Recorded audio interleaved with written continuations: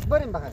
کجا؟ تو که گفتی از سرک پخته کو 10 متر فاصله داره، برار محاله که 100 متر فاصله داره اینجا. بابا چی خبر راهه؟ نه بابا 100 متر را فاصله داره. یک نشگاز بده میرسی. نه ما در سرک خامه نبام، سرک هم خامه پخته هم نیست. بابا من گفتم که از سرک پخته تا کمه. نبارم برار ما نبارم. 100 متر می هر متری 150 روپیه حساب منی مرم نامنی الله تو را خیر خلاص. یه خو 300 افغانی میشه من به 300. برار ما گفتم دیگه این موتور ما این خواهو ما نمخوره، از اول این باید بخوره. گفتم از سرک پخته الا تا خانه ما چند راه گفتم یک قدم راه. قدم ما کجا 100 متر بابا راه. یک قدم راه. بابا 100 متر راه.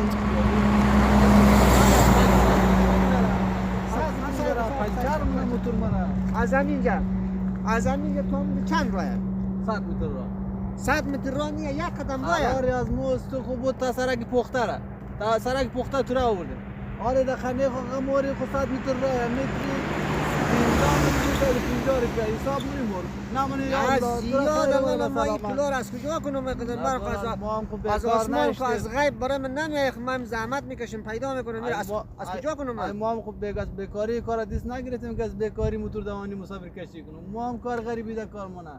ما هم یک نان خورده در کار منه ابرار ما. نان خوردن با کار توی برقم شی. برقم شی نداره دیگه. آن تو گفتی 2 قدم راه حالا آمدن 100 متر راه پیاده روی اون رفت کجا هست پک سرکش خامه.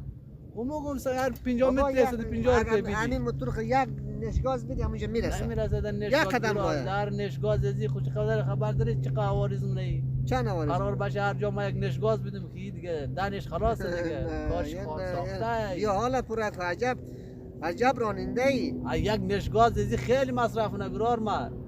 50 متر 150 روپیه حساب کنیم ما اون برم. 300 میشه 300.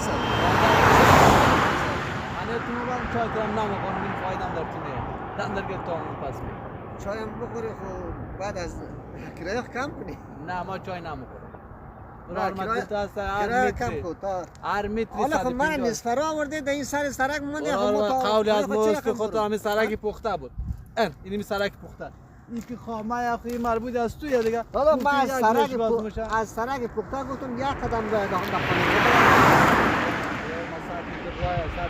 ای بابا چی بگم ما بزید کنیم لیتر تیل مصرف میشه خب دیگه زیاد جلو بسل نکو مریم یک قدم راه هستم ما دمونجا برسن برگرد برار من نمیشه اینجا را خرابه صف سنگ و چیل هستم ما نمیتونم نه اون خراب نیه دیگه هر متری 150 روپیه حساب منیم با خودتون برم نمونی یا الله مرا خیرت رو به سلامت بابا ما کار غریبی دارم بابا کار غریبی داری ما را آورده در سر سرک بسمرا رساندی قرار از ما سر سرک پخته بود ما تا اونجا برسانی خود تو 300 خود از کرایه که تو از اونجا می آمده مستقیم خود 2 بلا و 3 بلا میشه بخی زیاد میشه قرار از ما تا سرک پخته رو سرک پخته تو را آورد سرک پخته گفتم از سرک پخته ایلا یک نشگاه یک قدم راه است ما گفتم هر جایی که ما یک نشگاز بینم اونجا فاتحه از من خوانده یا از این موتور من یک نشگاز که نمیشه دیگه اون 100 متر راه متر 150 روپیه حساب کن بیشی بریم بخیر نمیدونم ما برو میبری یا نمیبری نمیبرم هر 50 متر 150 روپیه حساب کن برار متر مو برم سرک خامه من عوارض میرم نمیتونم من نمیصرفه پایین چرا مگه چه کاره دوست بودی دوست نمیرسانی تو رهزن بوده 2700 از ما گرفتی ما را آورد نصفرا پایین کردی ما تا مسیر ما نمیرسانی